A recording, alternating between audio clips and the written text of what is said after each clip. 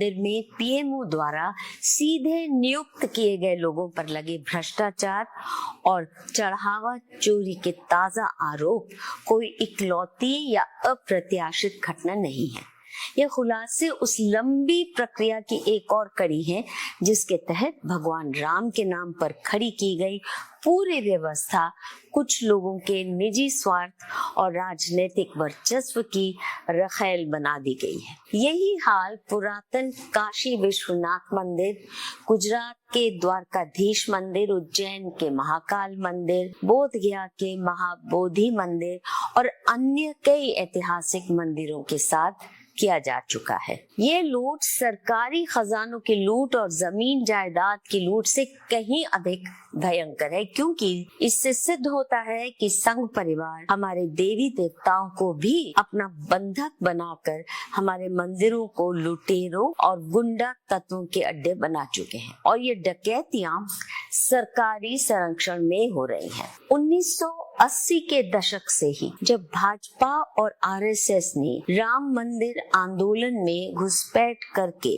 धीरे धीरे अपना कब्जा जमाना शुरू कर दिया, तब से अनेक दूरदर्शी और साहसी लोगों ने चेतावनियां दी थी कि संघ परिवार धार्मिक आस्था का मुखौटा पहनकर राजनीतिक स्वार्थ, लूट और निरंकुश सत्ता हथियाने का खेल खेल रहा है। भगवान राम तथा अन्य पूजनीय देवी देवताओं के मंदिरों का उपयोग वोट बटोरने और अपराधी तत्वों को सत्ता में बिठाने की नीयत से किया जा रहा है, लेकिन उस वक्त हिंदू समाज जागा नहीं और चेतावनी देने वालों को राजनीतिक भेड़ियों को सौंप दिया। ऐसी चेतावनी देने वालों में एक प्रमुख और निर्भीक आवाज थी बाबा लाल दास की।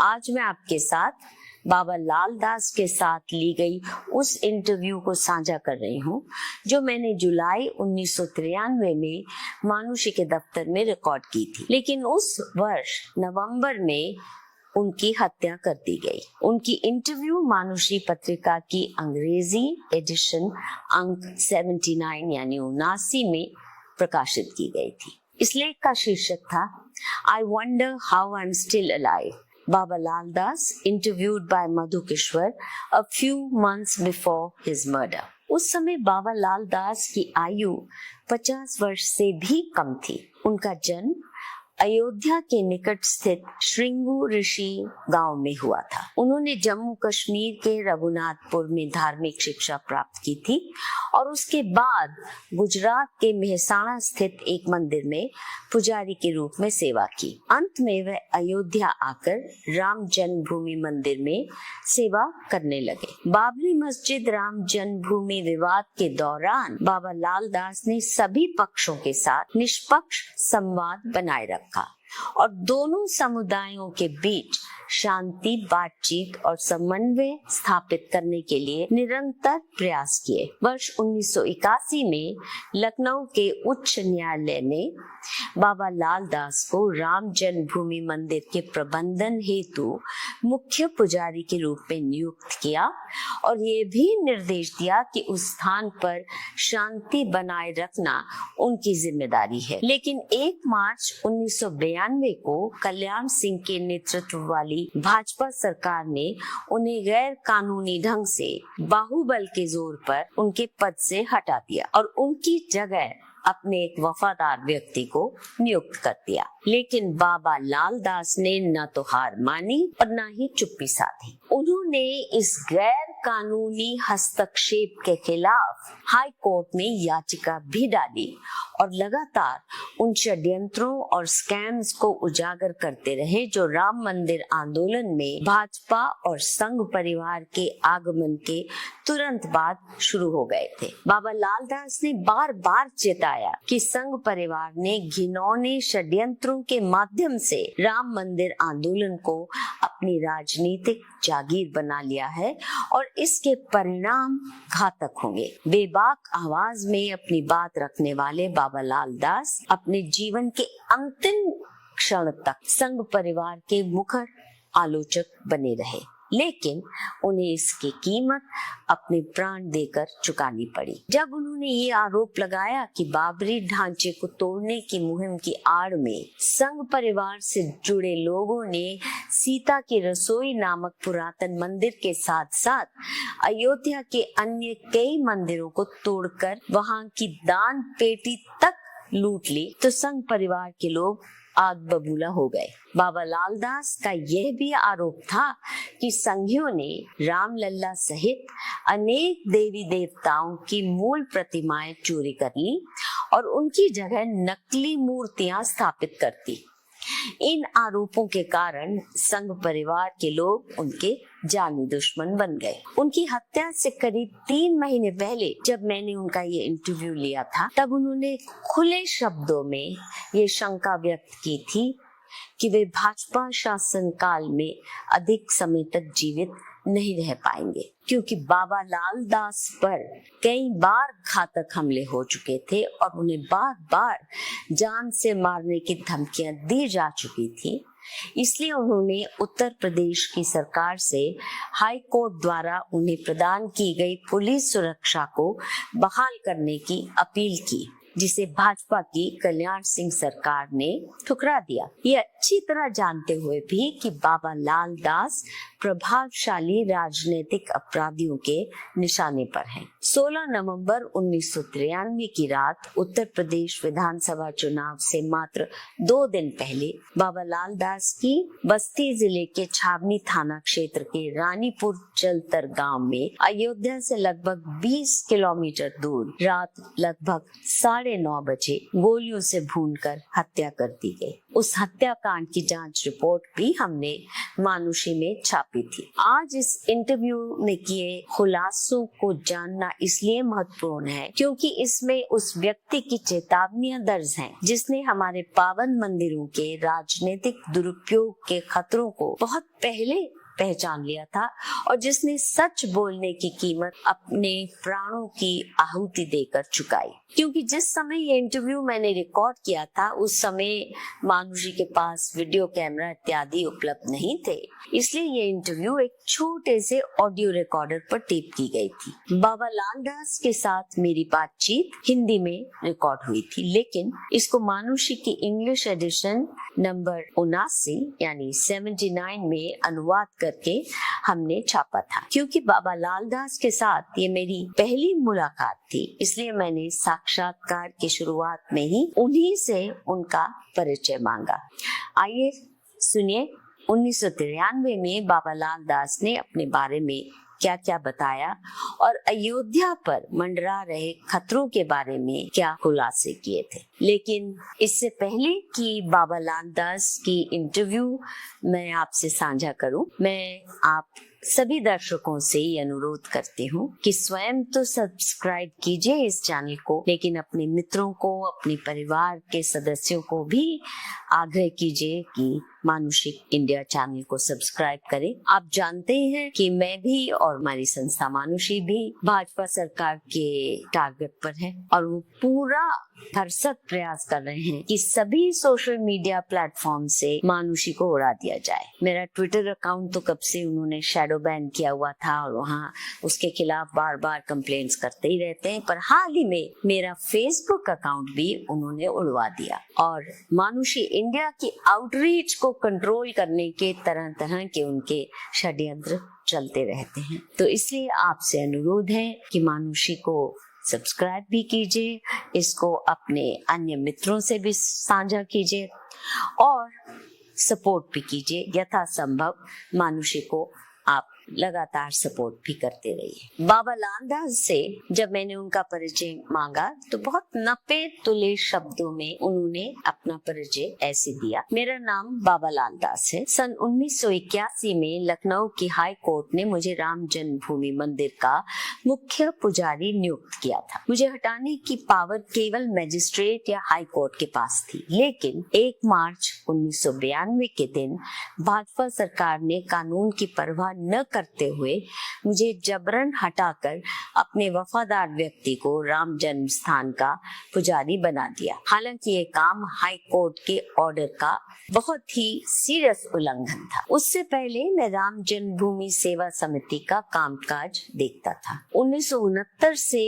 1983 तक विवादित स्थल से जुड़े मुकदमों की पैरवी भी मैं ही करता रहा। कागजों में आज भी मैं ही मुख्य पुजारी हूँ, क्योंकि मुझे ये जिम्मेदारी सरकार द्वारा नियुक्त रिसीवर ने सौंपी थी। मैंने पूछा, उन्होंने ऐसा क्यों किया? संघ परिवार को क्यों लगा कि आप उनके हितों के अनुसार काम नहीं करेंगे? बाबा लालदास का उत्तर था, किसी के हित में काम करने का सवाल ही नहीं उठता था। मैं उनका कर्मचारी तो था नहीं, अदालत ने मुझे नियुक्त किया था और अदालत का नियुक्त व्यक्ति किसी राजनीतिक दल का नहीं, न्याय का प्रतिनिधि होता है। वे मुझसे जो उम्मीदें लगाए बैठे थे उन्हें पूरा करना मेरे लिए न संभव था न उचित। उनकी दो मांगे थी। पहली कि मैं प्रेस में उनके पक्ष में बयान देना शुरू कर दूं। दूसरी कि जो भी श्रद्धालु मंदिर में आए उन्हें ये बताऊं कि राम जन्मभूमि मंदिर की सारी आय विश्व हिंदू परिषद की है। मेरा अगला सवाल था, उस समय मंदिर में चढ़ावे से सालाना कितनी आय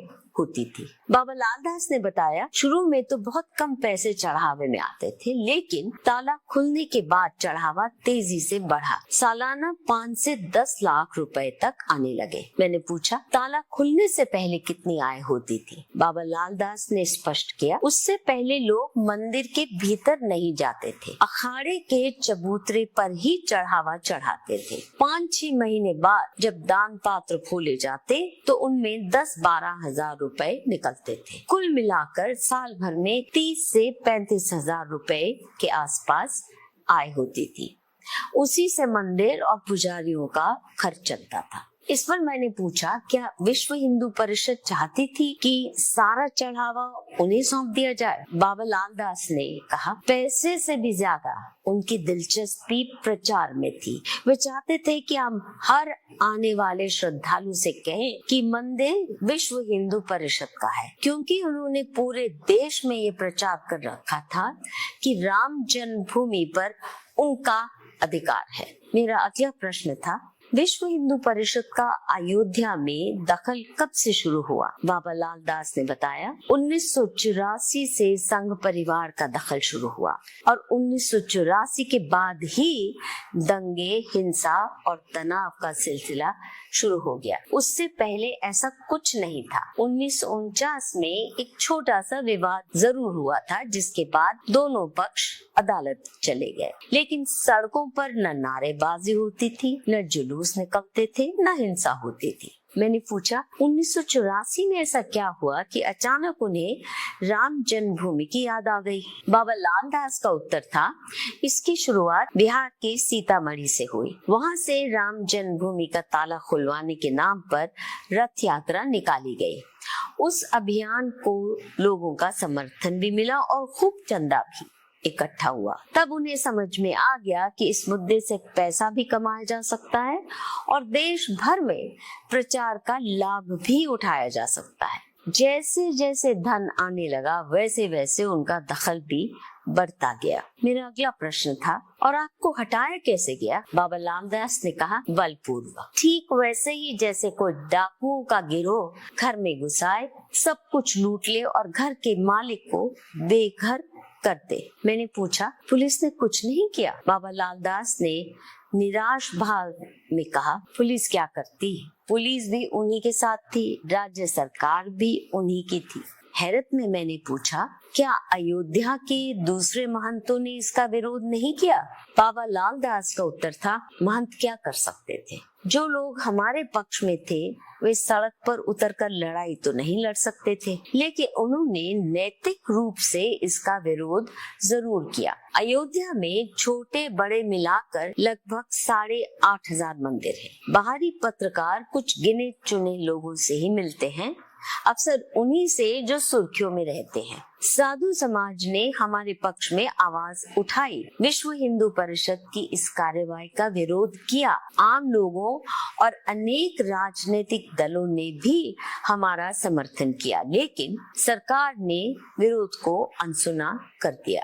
मैंने पूछा, यदि इस विवाद सुलझाने की जिम्मेदारी आपको व्यक्तिगत रूप से सौंपी जाती तो आप इसे कैसे सुलझाते? बाबा लाल दास ने बहुत आत्मविश्वास से उत्तर दिया, सन 1949 के बाद से मुसलमानों ने बाबरी मस्जिद का इस्तेमाल नहीं किया था। फैजाबाद के अधिकांश मुसलमानों को तो ये भी नहीं मालूम था कि बाबरी मस्जिद है कहाँ। फिर देश के दूसरे हिस्सों के मुसलमानों को कैसे पता होता? फैजाबाद की पुरानी पीढ़ी के कुछ लोगों को शायद उसकी जानकारी रही हो, लेकिन नई पीढ़ी उससे लगभग अनजान थी।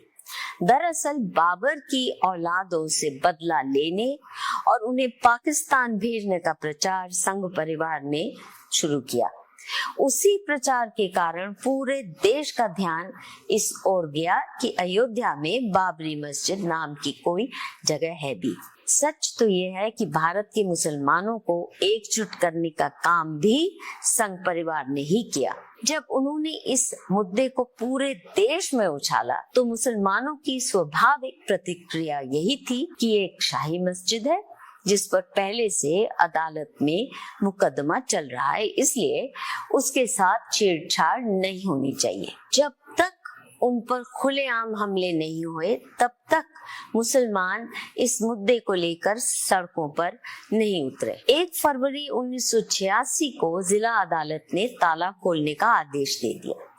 इसके साथ ही भाजपा और विश्व हिंदू परिषद की रथ यात्राओं का औचित्य ही समाप्त हो गया। 1 से 7 फरवरी तक वे लगभग चुप रहे, समझ नहीं पा रहे थे कि अब क्या किया जाए, क्योंकि उनकी आमदनी का सबसे बड़ा जरिया अचानक बंद हो गया था। रथ यात्राओं के माध्यम से वे भारी धन संग्रह करते थे। गांव-गांव के लोग मंदिर का ताला खुलवाने के नाम पर चंदा देते थे। अब जबकि ताला खुल चुका था, उनके सामने सवाल था कि आगे आंदोलन किस मुद्दे पर चलाया जाए। मैंने पूछा, इस पूरे दौर में मुसलमानों ने कोई उपद्रव नहीं किया? बाबा लाल दास ने समझाया, नहीं, वे दुखी और आहत जरूर थे, लेकिन सड़कों पर नहीं उतरे। वे अदालत में कानूनी लड़ाई लड़ रहे थे। 6 फरवरी 1986 को लखनऊ में विश्व हिंदू परिषद की एक महत्वपूर्ण बैठक हुई। उसी बैठक में तय किया गया कि अब विवादित स्थल पर राम मंदिर का निर्माण ही उनके आंदोलन का मुख्य उद्देश्य होगा। तब तक इस विवाद से उन्हें भरपूर राजनीतिक लाभ और भारी धन दौलत मिल चुकी थी, इसलिए उन्होंने घोषणा की कि जब तक मंदिर नहीं बनेगा उनका आंदोलन चलता रहेगा। यहीं से उनके नारों का स्वर भी बदल गया। पूरे देश में जुलूस निकाले जाने लगे और घोषणा होने लगी कि मंदिर बनने तक संघर्ष जारी रहेगा। इसी दौर में उन्होंने एक नया नारा दिया, अभी तो ये झांकी है, मथुरा काशी बाकी है। इसके बाद उन्होंने मुस्लिम बहुल इलाकों में जुलूस निकालने शुरू कर दिए और मुसलमानों के विरुद्ध भड़काऊ नारे लगाने लगे। जो मुसलमान पहले ही आहत और शोकाकुल थे, वे इन उपद्रवों से विचलित हो गए। 7 फरवरी 1986 के बाद से दंगे शुरू हो गए। इन दंगों का असर केवल उत्तर प्रदेश तक सीमित नहीं रहा। कश्मीर में भी अनेक हिंदुओं पर हमले हुए। वहां की राज्य सरकार बर्खास्त कर दी गई। उसके बाद लंबे समय तक विधानसभा चुनाव नहीं हो पाए और जम्मू और कश्मीर का राज्य गवर्नर के शासन के अधीन रहा। 7 फरवरी से शुरू होकर लगभग 20-22 फरवरी तक चले दंगों के दौरान तत्कालीन मुख्यमंत्री वीर बहादुर सिंह ने रथ यात्राओं पर रोक लगा दी। उस समय उत्तर प्रदेश में कांग्रेस की सरकार थी। केंद्र सरकार के आदेश पर ताले तो खोल दिए गए, लेकिन वीर बहादुर सिंह ने आगे जुलूस निकालने की अनुमति नहीं दी। यदि ऐसा न किया जाता तो हिंसा और भी भयावह होती। ताला खुल जाने के बाद विश्व हिंदू परिषद ने विवादित स्थल पर मंदिर का शिलान्यास कराने का अभियान शुरू कर दिया, लेकिन उन्होंने कभी अपने असली इरादे सार्वजनिक नहीं किए। सरकार को दिए गए अपने शपथ पत्र में उन्होंने कहा था कि वे केवल 3 फुट भूमि पर मंदिर की आधारशिला रखेंगे।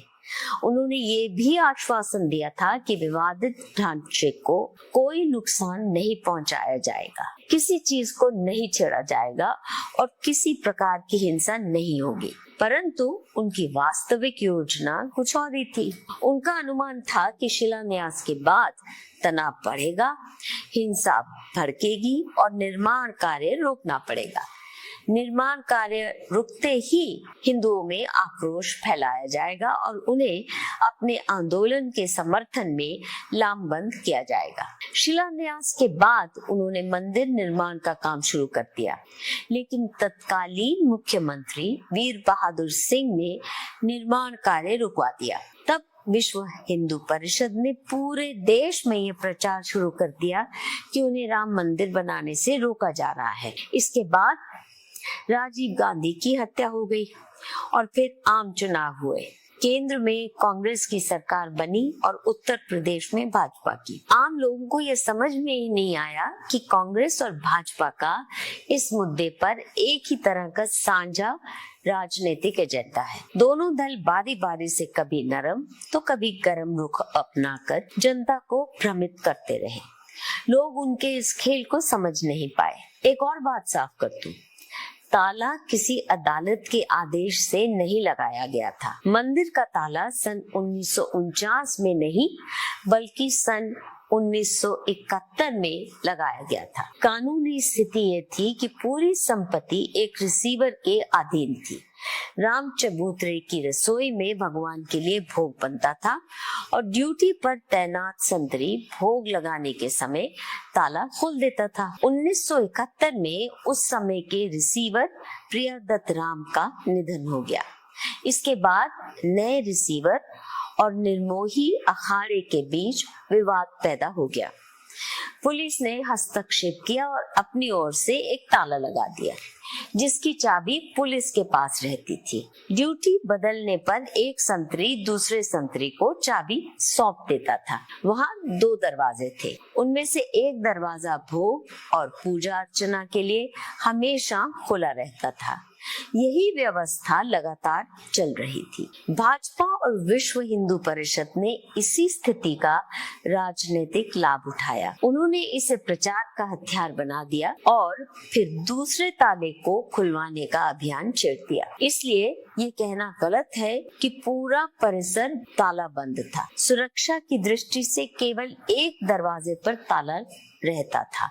पूजा पाठ कभी बंद नहीं हुआ था। क्योंकि ये बातें हैरान करने वाली थी तो मैंने पूछा, यानी बिना इतना शोर शराबा किए, बिना टेलीविजन पर इतना प्रचार किए भी ताला खोला जा सकता था? बाबा लाल दास ने मपे तुले शब्दों में उत्तर दिया, बिल्कुल। ये पूरा